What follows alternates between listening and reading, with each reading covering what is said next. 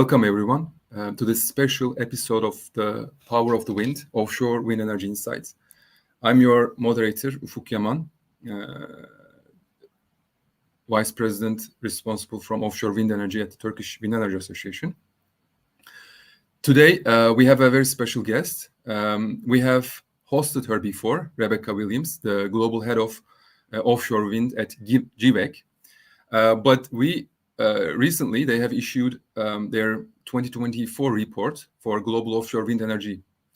And we wanted to discuss the details of the report and key findings with her. And she was very kind to accept our request and to join us today at our webinar. Today, we will explore the key findings, as I said, industry trends and future prospects of offshore wind energy.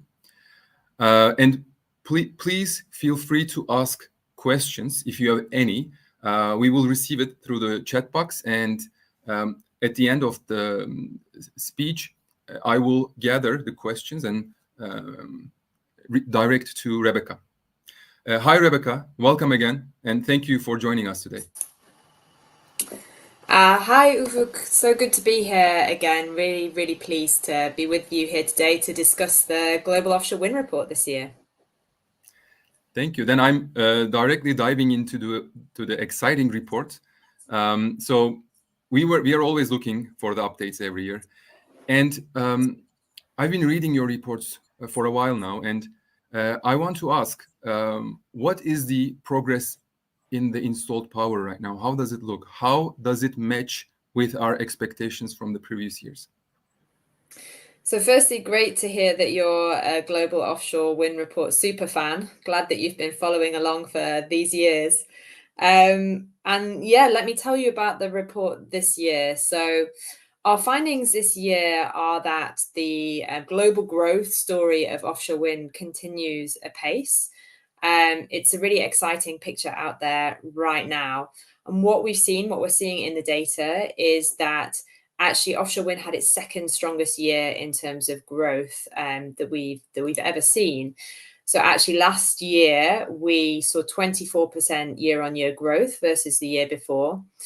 Installations got to 10.9 gigawatts, so 11 gigawatts installed last year. And then we also saw that total cumulative installation, so the amount of offshore wind installed in total, reached 75 gigawatts globally. So actually, when we're looking at installed capacity, it's a positive picture that we see. But actually, the kind of true story of the report is somewhat behind those numbers, because the numbers, they look backwards at what's been achieved so far, and we also have an outlook which looks forwards. But actually, some of the developments that we've seen in the market are not yet reflected in those numbers because, as we know, offshore wind projects take some time to come online. And actually, what we see outside those numbers is that we globally, we're experiencing a new wave, a new frontier when it comes to offshore wind.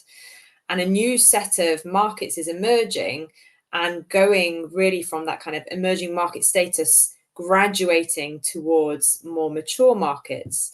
And some of those countries are, for example, Japan, South Korea, Australia. So we're seeing this kind of middle pack of markets now really coming through strongly and graduating from their emerging market status.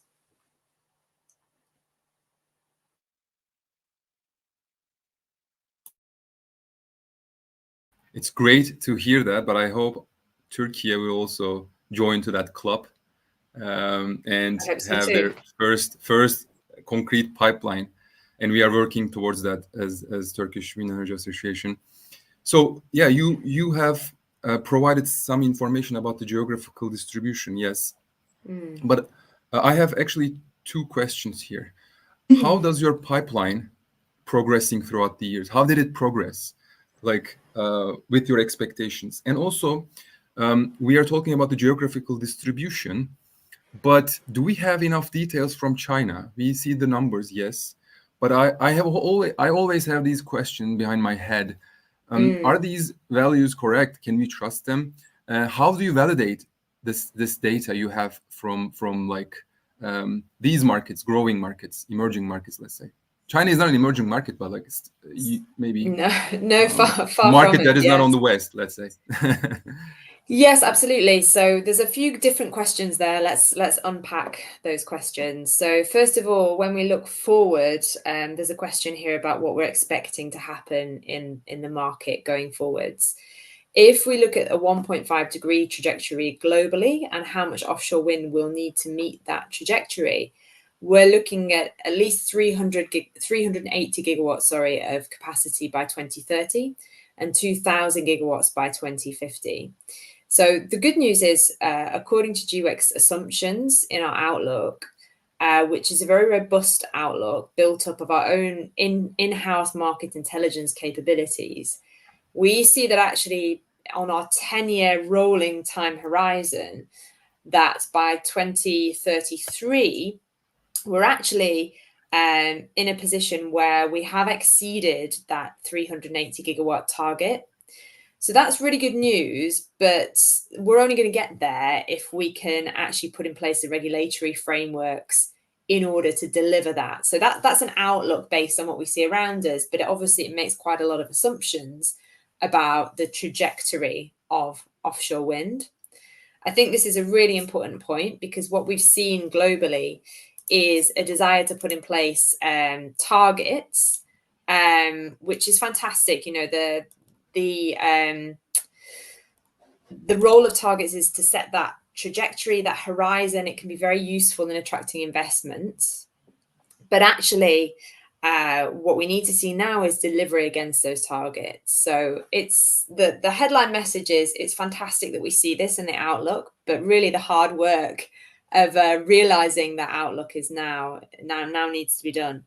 And in the report, in the kind of policy section of the report, we offer a 7-point plan for being able to push forward the regulatory framework across a number of different vectors. So across financing, across also the demand for offshore wind and how we ensure that the demand is cross-sectoral, looking at key issues like grids, supply chain, community consensus and social acceptance, and the role of permitting in fast-tracking offshore wind and in reducing risk.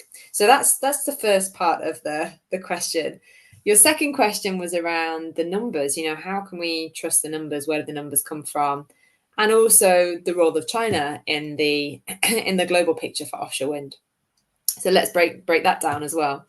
So the numbers that go into making this report, as I mentioned, are our own in-house numbers, and we peer review those and cross-reference and benchmark them against notable other outlooks such as BNEF, such as Wood Mackenzie, etc. So they're robust numbers. One of the true joys and strengths of GWEC is that we also have association members like yourselves from around the world, which we cooperate with, collaborate with, and which help us in our kind of decision making as well. And so just as we have the Turkish Wind Energy Association, we also have other associations from around the world that also help us sense check these numbers and provide this data to us. So we also have the data from China, thanks to our partnerships also with some of the Chinese associations in our wider membership. I think that's important so we can get a really accurate picture of what's happening out there in the market. So these numbers are very trustworthy. We can be certain that they're highly robust and based on all that benchmarking that I was talking about there. And then there's another question around the role of China in the global offshore wind marketplace. And absolutely, just as we have said for many years that Europe has led the way when it comes to offshore wind, so too has China really taken the opportunity of offshore wind and run with it to push forward a very strong domestic offshore wind industry. And the numbers absolutely reflect that. So if we look at the global numbers, we see that there has been a strong role for China in pushing forward offshore wind and deploying offshore wind, just as we've also seen that there's been a strong role for Europe. So really it's been a kind of tale of two key places there in pushing forward offshore wind globally. But again, to come to my earlier point, Now what we're seeing is it's not just a story of Europe and China and a little bit of the US. Actually, what we see in the report and what we're seeing out there in all the advocacy that we're doing is that there's now a much wider group of countries which are pursuing offshore wind and really taking their markets to the next stage. So I mentioned a few before, but again, South Korea, Japan, Australia, the Philippines. Really hope that Turkey will be part of that growing number as well. We're seeing lots of developments in India at the moment and also in Brazil, so as well as Colombia. So there's an ever-growing pack of markets which are now looking towards running their first tenders or have just recently run their first tenders or even moving now towards second and third tenders. So I think that's a really exciting picture because what we're seeing is diversification of the global marketplace. And that's something that I find really exciting as more and more countries are taking forward the opportunity for offshore wind in terms of growing their own economy. And one of the other trends that we're seeing coming through in the report is that it's no longer just about the power sector. It's no longer just about providing, clean, cheap power. Actually, the use case for offshore wind is now also about economic growth, whether that's in coastal communities or whether that's, working collaboratively with other sectors to decarbonize those sectors in the production of things like green steel, green shipping fuels, ammonia, etc. So there's a really exciting revolution happening, another industrial revolution in many of these countries as they look to offshore wind to play a strong role in their economic growth going forwards.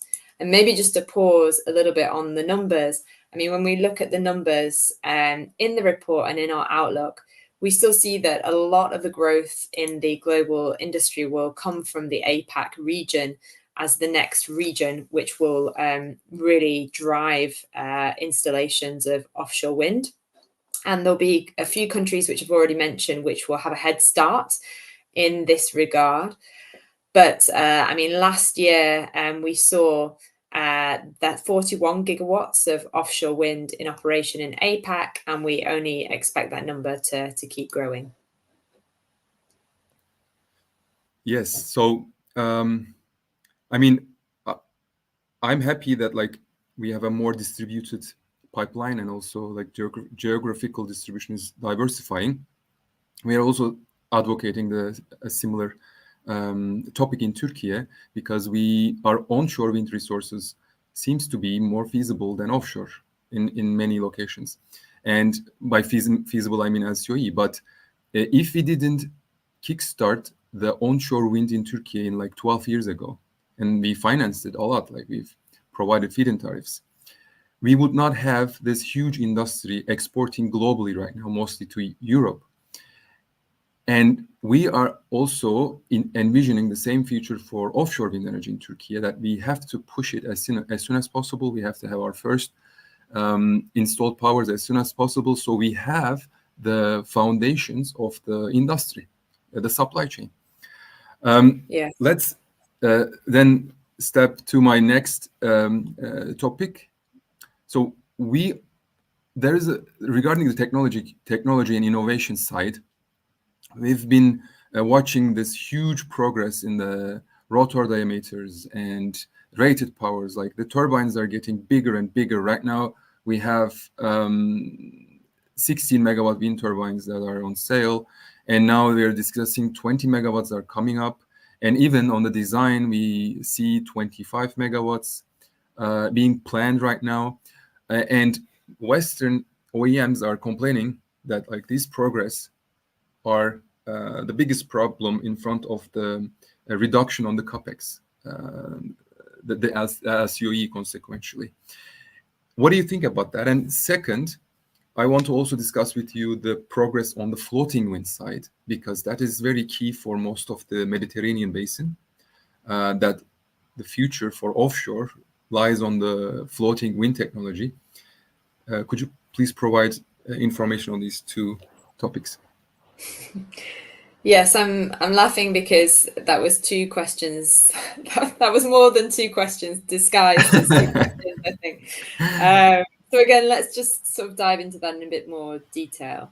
From the GWEC perspective, we're undertaking a lot of work on the topic of global supply chain at the moment. And actually, for those who aren't aware, at the end of last year, so at COP27 in Dubai, we launched a report which looks at the supply chain, the global supply chain for wind across onshore and offshore, and whether the supply chain in its current state is suitable to get to 1.5 degrees, a 1.5 degree trajectory. And we worked on that report with Boston Consulting Group. And as part of this report, we modeled different scenarios for the supply chain. What we found was the only supply chain that gets us to a 1.5 degree scenario is one where we have international and globalized trade, but also one where, you know, we're able to build up strong supply chains which can benefit from that trade in terms of their component parts. The other key finding from that work, which you referred to, I believe, at the beginning of this interview, was the topic of supply chain availability. And it's true that we still see that there will be gaps in the global supply chain from 2026 when it comes to offshore wind in terms of availability of key component parts. Now, I think that's a big challenge in our ability to meet 1.5 degrees and for certain countries to be able to meet their own climate goals. And I think we're starting to see some of these shortages also hit the market, in all honesty, as we look at key kind of supply chain components and services. We're starting to see that, you know, there's just not enough out there to satisfy the demand, particularly in emerging markets, particularly when it comes to the Asian area as well. So that remains the dynamic. Now you could look at this and think, oh God, this is also terrible. Well, you know, this is a huge challenge for the industry. Or you can look at it from a positive framing and think, well, actually, this means that we need innovation in how we deal with this challenge. Actually, it's an opportunity. It's an opportunity for different countries to play a different role to what they have played so far within the global supply chain, especially when we're looking at things like critical raw minerals and which countries may have access to those kinds of product. And we can also see that there's an opportunity for innovation within the supply chain to standardize, to grow, and to look not just at innovation in terms of height of turbine, but to look at innovation in the wider sector. I think in general, it's really important that the industry keeps sight of the global growth objective. There's so much demand now for offshore wind out there. And as I mentioned, one of the key challenges is that many of the markets that we will be working in may not be able to access the components that they need. This is something that we need to solve. And actually, with this growth mindset, I think it presents a really exciting opportunity for the supply chain as a whole. So if anyone who's listening is more interested to dive into those numbers in more detail, I would urge you to have a look at that report that we published last year. The other thing that we're doing is, as a result of that report, we are producing different regional versions of that report to unpick that data in even more granular detail. So the first one of that series will be looking at the Asian and APAC supply chain and understanding which countries in APAC can play which role. That will be the first in a series of these reports to really map out the global supply chain in greater detail. So on the supply chain question, I think, you know, we are going to start to see some of these constraints, and really, as a global industry, I think it's imperative that we keep in mind this growth momentum that we need to see and work together to grow that global supply chain to meet that demand. Otherwise, we're going to have a situation where we're not able to deliver against the promises that we have made to governments around the capability of offshore wind. So then coming to the point around innovation and turbine size, etc. I mean, I already spoke a little bit about that, but I think so far we've had quite a narrow definition of innovation where, you know, it's just a case of kind of ever bigger is better. I think what we need to see now is innovation across the supply chain in different ways. And actually, some of the innovation that led to cost reductions in the North Sea scenario were not just around turbine size, but were also around innovations in financing, innovations in different parts of the life cycle and supply chain, growing the supply chain in order to meet demand, and working between developers and supply chain to have a stronger partnership. So I think there's different innovations that we can see in different places. The role of artificial intelligence and different programs in being able to drive efficiencies as well is something that I think, you know, and I'm sure a lot of manufacturers and supply chain companies will be looking in close detail at the moment.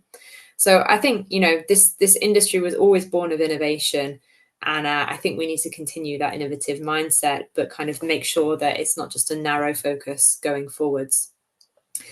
The other part of your question was around LCOE. And as I discussed there, I think, you know, we've seen a lot of cost reduction in the European example. I think it's worth bearing in mind that different frameworks get us to slightly different results when it comes to cost reduction. So, for instance, if you compare the market in the Netherlands or in Germany, where there's a very kind of centralized, or Denmark, where there's a very centralized process, versus a process where the developer takes on more risk, you know, there is a cost to risk. The more you reduce risk, the more you can reduce LCOE. Of course, I'm sure your listeners will understand that pivotal point. I think for a lot of the emerging markets that we're working in, the key question is who's best placed to take on this risk, and how can mechanisms help to de-risk. So one of the main focuses of the report is also on financing. How can we create the right instruments to bring in money from different places to then reduce the risk in the construction and development of offshore wind? So I would urge everyone to have a look at that section. It's relatively comprehensive because it goes into detail about how different types of blended finance could work together to reduce risks in emerging markets for offshore wind.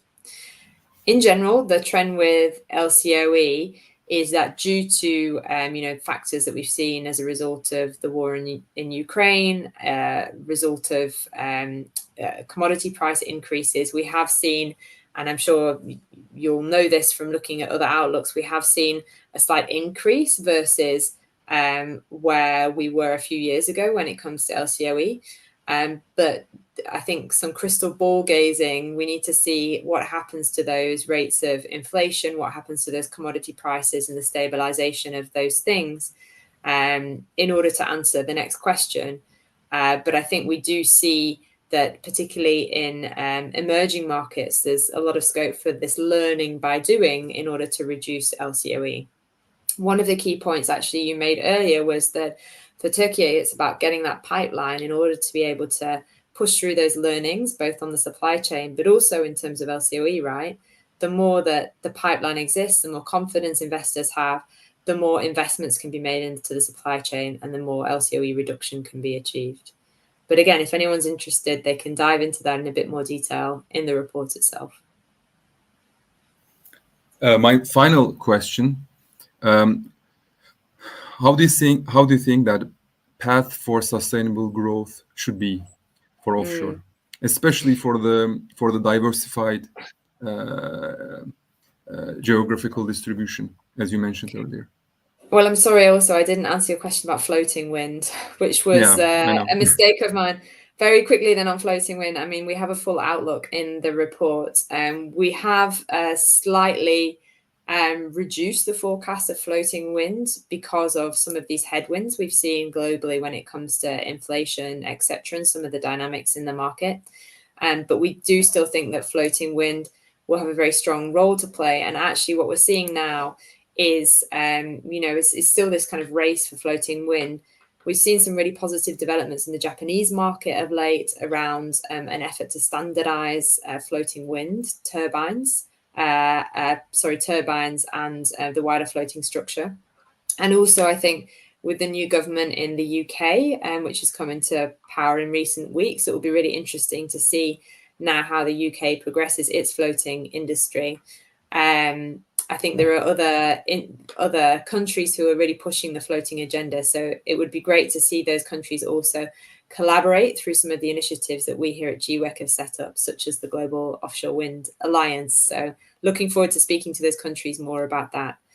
But just to come to your question, which was about how do you kind of see the market going forwards for offshore wind?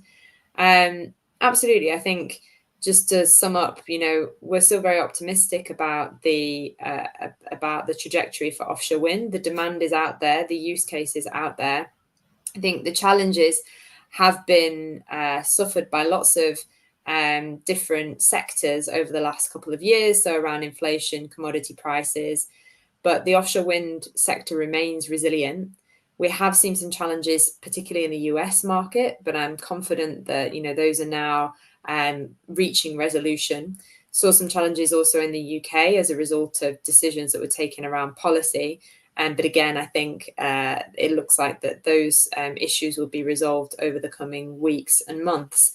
So actually, I think it remains a very exciting picture for offshore wind globally. There are some challenges, but of course, what we need to all do now is focus on this collaboration to unlock those challenges and keep on growing the market. I'm now checking the questions. I've received few. I want to try to not to repeat the information that you have already provided. So in Turkey, we have a new development for offshore wind energy. Now the institutions will not require building permit. It is only for offshore wind to speed up the process of project development.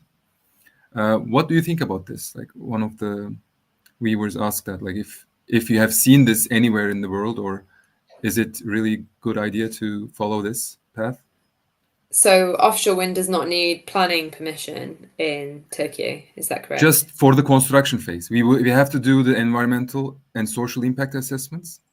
We have to do technical studies, but we don't have to obtain a construction building permit. That's the last part of it. But it is a very painful process in Turkey where you have to get through all the municipalities on your way and then obtain the permit for construction, like a building, any building. I think anything that we can see as an industry to streamline permitting and planning procedures is a good thing, as long as there is a robust environmental and social impact assessment performed and undertaken, and we ensure that offshore wind is built in harmony with nature and with communities. But I think speeding up by streamlining permitting can be a very effective tool and can be something which investors find very compelling.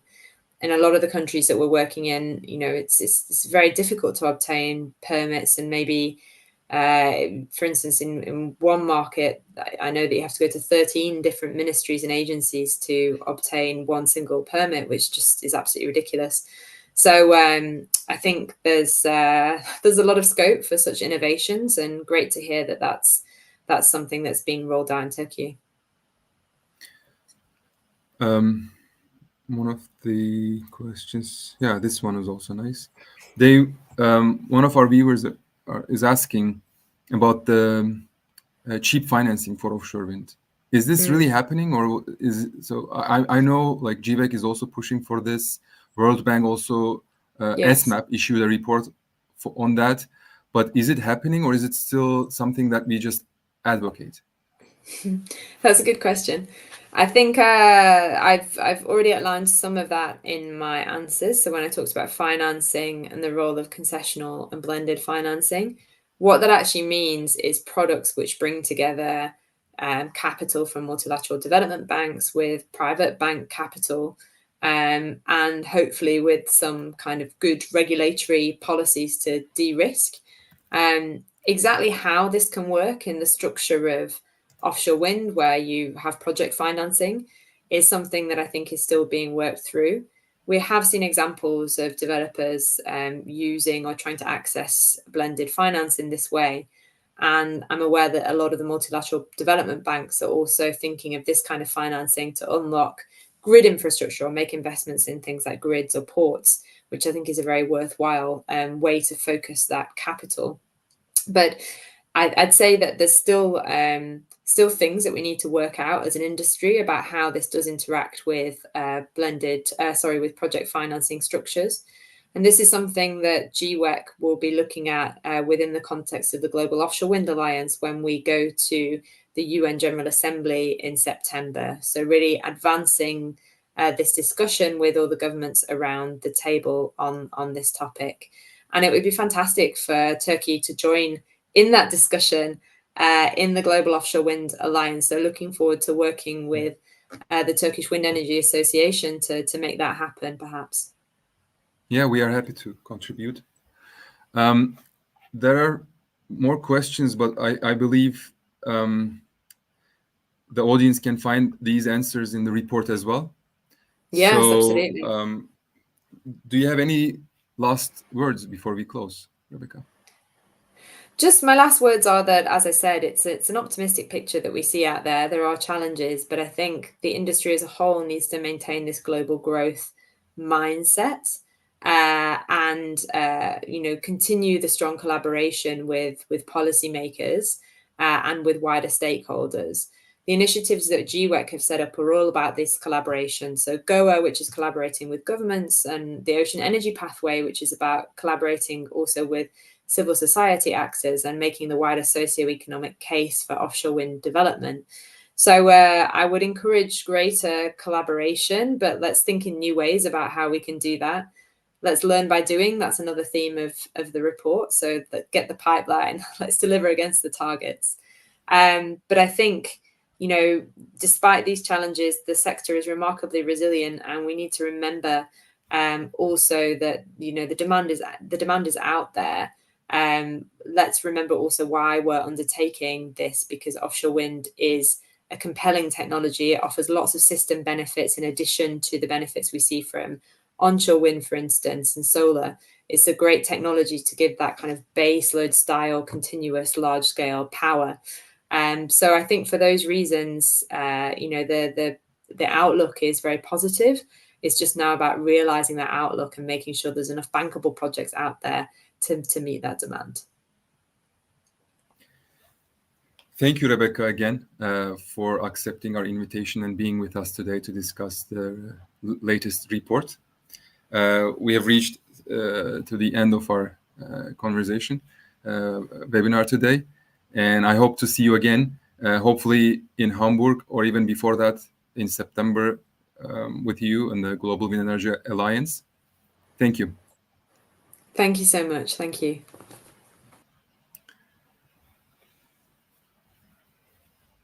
Thank you for watching us. We have explored a range of critical topics about the most recent report of GWEC. We will continue our webinars, Power of the Wind, Offshore Wind Energy Insight in the future. Have a wonderful day and stay engaged in the transformation of our global energy systems. Have a good day.